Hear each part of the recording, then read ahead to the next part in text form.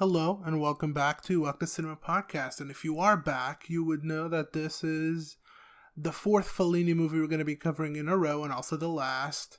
So we're going to go out with a bang with 8.5. So this is probably his most renowned movie. As it should. As like across the board in terms of filmmaking. Let's break it down though.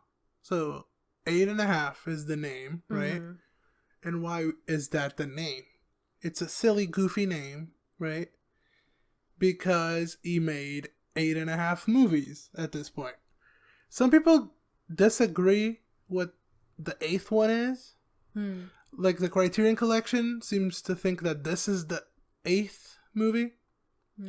I always took it as 6 feature films, 2 shorts, and then a co-directed movie, which is the half. And those are the 8.5 he did previously. Because to me, short films are still full films. They're not feature length, but I mean, you still did a whole job, you know? But people disagree on... With that logic, I've directed 2 films. You know? Yeah, nothing wrong with that. Short films are films, and he was part of the movie. And I think the half is because he directed with someone else. It doesn't matter what the length is to me, but, you know, not super important which one the 8th is. This, from the meta title, you can tell that this is going to be a little different from his other movies. And this is autobiographical. Yeah. And I think it's also self-reflective as much as it is autobiographical. Because I don't think everything in this is like super accurate as to what happened to him. But it is, the emotions are there. Yeah, and I still think that he is taking a lot of his past work and past musings, I guess, and putting it into this film. And I feel like with this film, I really saw how much he put into all of his other films, like of himself. Right. Even Variety Lights to a certain degree, even though he only co-directed it and it was kind of a name-only thing, it still felt like he could connect with it just as much as he could connect with his own autobiographical film, you know? Right. And I mentioned before that he puts a lot of himself into his work, but this is literally about himself. So it's the peak Fellini, I would think, even though it's very different from everything else he's done. Yeah, I did a little bit of reading on this film and then the one he did after it, which is the Juliet of the Spirits. And it kind of talked about how this was his peak, and then Juliet of the Spirits was kind of his, not downfall, but kind of turn towards obscurity, I guess. He still has some big movies that it will put out after this, but yeah, the peak was 8.5, and before 8.5 is when he did the majority of his big works. There's some bigger ones in the future, like Roma and Emicord, but yeah, the big ones are passe at this point. And I feel my main takeaway from this is, how can you be so reflective and continue to make the mistakes that you know are causing yourself harm? Right. You know what I mean? Because, I mean, I did some reading and, you know, he was unfaithful to his wife. And he does talk about that. He has a mistress in 8.5, or his character has a mistress in 8.5. And from what I read, she was based off of his longtime lover, Anna. I don't remember her last name, but her name was Anna. And the woman he cast to play the mistress, he ends up sleeping with her, like, in real life too.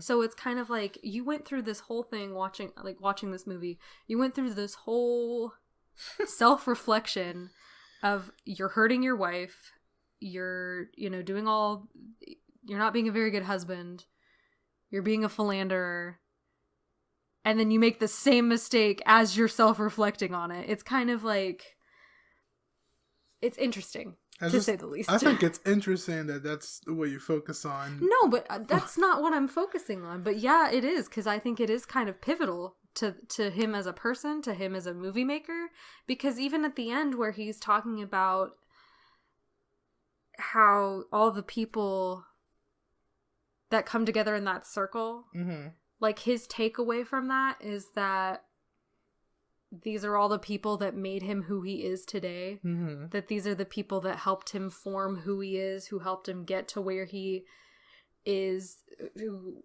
gave him the platform to make movies, who inspired him and all that.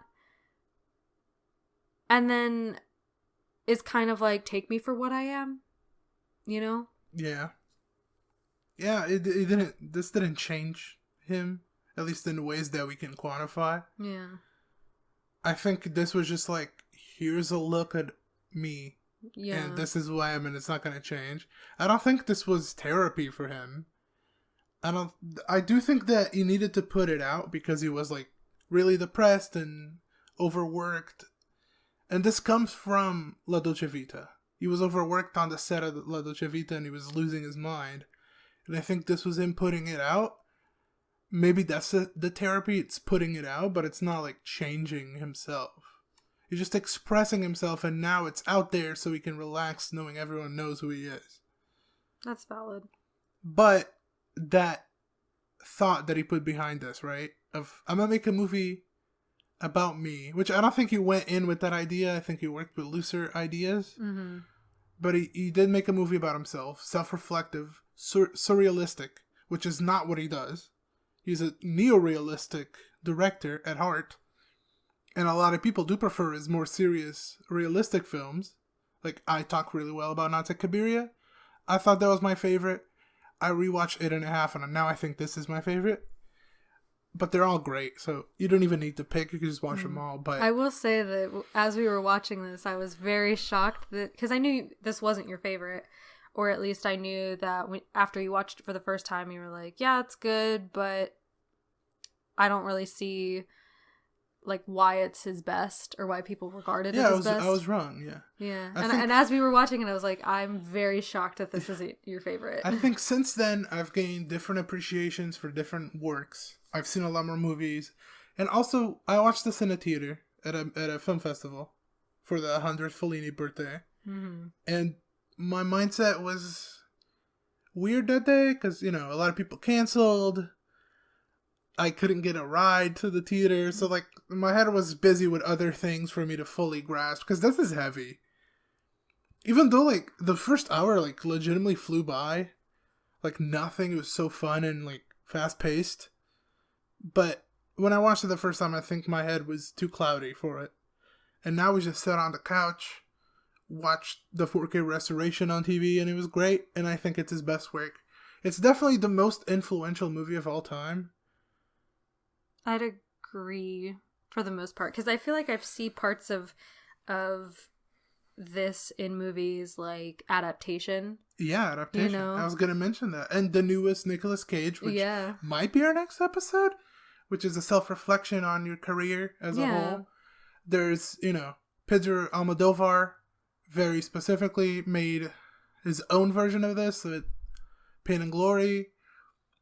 I mean, Scorsese, super influenced by this. David Lynch, Jodorowsky, Tarantino copied a scene from this to put in Pulp Fiction. Yeah, I specifically asked as soon as that scene came on. I was like, is that what Pulp Fiction is based off of? And you're like, yeah. And I was like, oh, that's kind of cool. Yeah. Like it's making me appreciate movie making or other movies more to a certain degree. Yeah, but that's what this says. This is a reflection on him as a man, but it's also about movie making. It's about how hard it was for him to make these movies when everyone is pestering him because everyone wants a bigger role.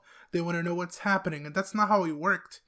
He worked with very loose scripts, and he didn't even finish the whole story until he was editing, because the audio for this movie is not recorded at the same time as the visuals.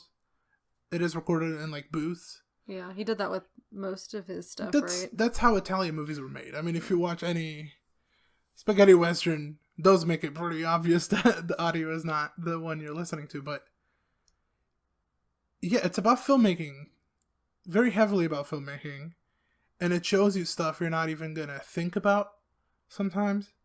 Like, you don't think about the wash-up actresses that are just doing the most to try to get some significant role in your movie. They're trying to prove themselves to you. Yeah, that's true. You don't think about, the writers that the directors work with that, like, don't get a lot of attention, but Fellini has worked with most people in this movie before, especially the writing crew. So, they're friends and they know what they're doing together, but yeah, they kind of know how he operates to a certain extent. But even if you know how somebody operates, it still can be very, very frustrating. Yeah, you can't read their mind. Yeah. Especially this movie's so different, right? Because with La Dolce Vita, you already took a sharp turn, but this is a 180 from what he normally does. Yeah. And I feel like La Dolce Vita was like a good introduction, I think, to his inner workings. And I think that this movie really further establishes that. And I mean, this really shows you that Fellini was a very flawed man, even though it's not his life story. It's still his thoughts and his feelings and, like, his downfalls, I guess. Yeah. His pitfalls. He's a flawed man, but it's hard for me to say he's a flawed filmmaker. That's true, but I think, like, when it's this artistic, I guess, like, it's a reflection of yourself, I think it is necessary to, like, critique the whole art piece. You know what I mean? Sure. Yeah. So I feel like, I mean, there's definitely parts of it that you can pick apart. I don't think this has a lot of standout scenes like La Dolce Vita does. Or La Strada does, where, like, they're iconic in their own right. I think this movie's a whole piece that needs the previous scene and the next scene to work. There's nothing that works isolated, you know what I mean? There's nothing that you could just put a clip on YouTube and it's like, oh, that's fun. Because it wouldn't make any sense. Yeah. But it does have to work together, like, scene by scene, I think it is kind of like, the best way I can describe it is it's an art installation. Yeah. Where everything about it feels deliberate and intentional, even down to the sound and the music. Like, they use a lot. So good. They use a lot of, like, older classical music that works really well to give the sense of they use it a lot in the overwhelming scenes where people are, talking to him and he kind of tries to avoid and he pivots a lot and, basically is trying to get away from everybody. Yeah, you can definitely give half answers. You can definitely see why he needs to get away because everyone just berates him all at once. They don't get off his booty and they just want answers now. They want, like, the production is worried about the money and the actors are worried about their exposure, and then the people in Fellini's life would be worried about them being represented on screen. Like, his wife at the end, we see that she doesn't like the way she's portrayed. Yeah, because he's portraying her in a way that's like, he sees her as miserable. No, I'm not saying she's wrong. No, I know, but like, it's just he can't please everyone. And because I think at some point you gotta forget about pleasing everyone and please yourself and make the artwork you want to make. Which I definitely think he did do that with this. I think that this was exactly what he wanted it to be. I think it's more than what he could ever think it would be. A, because there's no example of doing something to this scale about these themes before. And then B, because there's just generations of filmmakers are still influenced by this. Which is fairly obvious. If you watch this movie like 2-3 times, you start just seeing all the movies that you've seen before that have parts of this or are inspired by the ideas and the just uniqueness of this. And that it's not a very accessible movie, I would say. I watched this with my dad because I had an extra ticket and I dragged him in, he was very confused the whole time. No, it is. I think this would be very confusing, especially. I think that the way that we have been watching the movies, it makes more sense to us, or at least it makes more sense to me. If you know Fellini, it makes it even better. But even if you don't know Fellini, like his story and his work, you can you watch it and you know it's special. I think it's impossible to watch this all the way through and not think it's special, even if you hate it. Like you hate your own experience watching it. You know that this is probably like really high. I think that on people's lists. I feel like you put too much credit for the average like person. Like if you showed my mom this, right? But what I'm saying, it's special because it's different. Because your mom likes Hallmark movies, right? And they all blend together. If she sees this, there's no way that this is not unique to her. I suppose. Even if she hates it. I see what you're saying now. Yeah. There's certain things that we hate and we talk about. Like Konya Nastasi. How many times have we brought up Konya Nastasi in conversation with each other? Even though we don't like it. Because it's so unique and special. And I know it's special, I just don't like it. Yeah, it's valid. I also, Dog Eat Dog comes to mind. That's not special. That's not special at all. But The Room is special. People talk about how bad it is, and that's why it's special.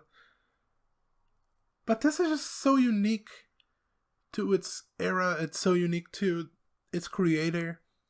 Yeah, it's so personal, which I always love to some point. I do too. I like that he was brave enough, I guess, to put this out there and bear all and say that this is me, take it or leave it, you know? Mm-hmm. Even though I don't maybe necessarily agree with his personal, you know? Which I think he's a great filmmaker. I think in his own way, he does love his wife, right? Uh-huh. But I think he loves life, and I think he's scared of missing out on it. I think he has a major case of, like, FOMO, missing out, yeah. Like, he... I don't think he's a bad person. I think he's a bad husband. Yeah, that's true. But you gotta, like, admit that he put himself out there honestly and didn't... Especially because people love his wife. I love Messina. Yeah, like she's amazing in everything. So I don't want her to be hurt. You know? Yeah. But I still don't bring myself to hate Federico Fellini here. No. Even though I know he's a cheater. But philanderer. Yeah, adulterer, whatever. Which I think he talks, I guess they kind of talk more about it in Juliet of the Spirits, which we haven't seen, but I have not, no. I'm pretty excited to watch it, even though I think that one might be upsetting to me personally on like a human emotional level. Because even this was like, I think it affected me emotionally more than I thought it was going to, you know? Just in all senses of the world, of the word, especially at the end where he has all these people from his life join in a circle. Right. Very meta. It's very meta, and it's kind of nostalgic, I guess, in a way, to see all these people that influenced him and made him who he is, who made him able to even make 8.5. Yeah. You know? Because he talks about, like, there's different scenes in the movie where they're kind of dreamlike sequences, where he dreams about his childhood. Yeah, and about his mother. And about his mom, yeah. Those are beautiful. And they're touching in a way, and also... They're sad, they can be sad, they can be cute, but they're always beautiful. Yeah. No matter what. Like, this is shot differently from anything he's ever done, which La Dolce Vita was also shot different. But this one is really white. Like, there's a lot of deep whites that make it feel dreamy and, like, something's weird. Because, you know, when you think of heaven or when you think of a dream, you think of these focus of light. You think of this just brightness that kind of blurs details. And I think this is captured here. And this is not particularly on Fellini. It's on his crew. But, I think that it is something to be said that he couldn't make this without all of his collaborators, right. too, Like you said, he worked with the majority of the people previously. Yeah, since the beginning. I mean, he has a lot. He goes to the same actors a lot. He goes to the same writers. I'm pretty sure. I think it's Pasolini that's been a writer in every single movie he's done so far. Which I haven't looked much past 8.5, honestly. Yeah, I think that 8.5 is probably the stopping point for a lot of people. Yeah, and there's nothing wrong with that. I think Emma Cord is also like someone that people check out, but besides that, even Roma or Satyricon and City of Women is something I'm looking forward to because it seems like a follow-up to the Haran scene in this. Yeah. That scene was also interesting. Because again, it's very self-reflective. Yeah. It's funny. And you're like, of course, he's like a dude. He just wants a bunch of women to pay attention to him. It's the stereotype too, and yeah, but it's kind of he's a mama's boy, and he just craves female attention. It's not even sexual sometimes. He wants to be taken care of, and bathed and fed. Mm-hmm. But it's like at the expense of like people he tells that he cares about them. Which... No, he uses women a lot. And women use him. I'm sure a lot of actresses used the knowledge that he's an adulterer. Yeah, to get some roles. Which, hey, you gotta do what you gotta do. It's the hustle.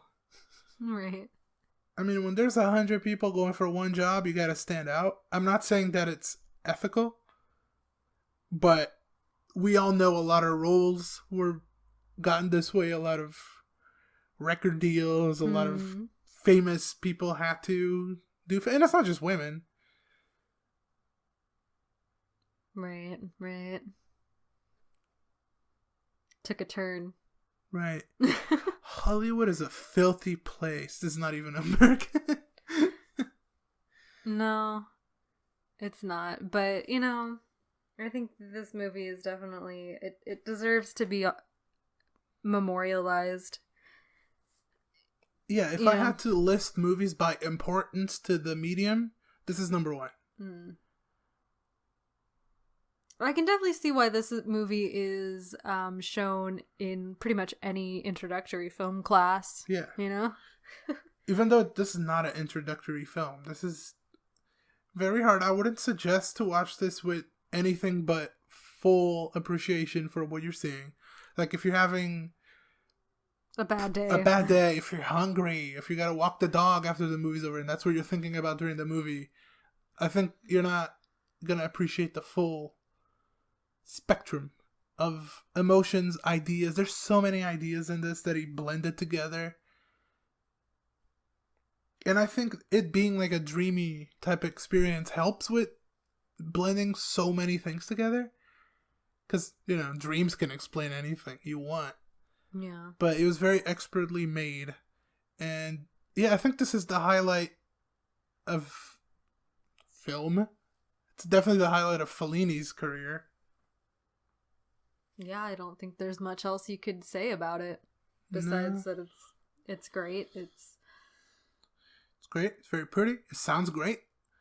The music is great. The audio is also really, really good. And that's part of being filmed in a booth. Also isolating the audio and also synchronizing it really well.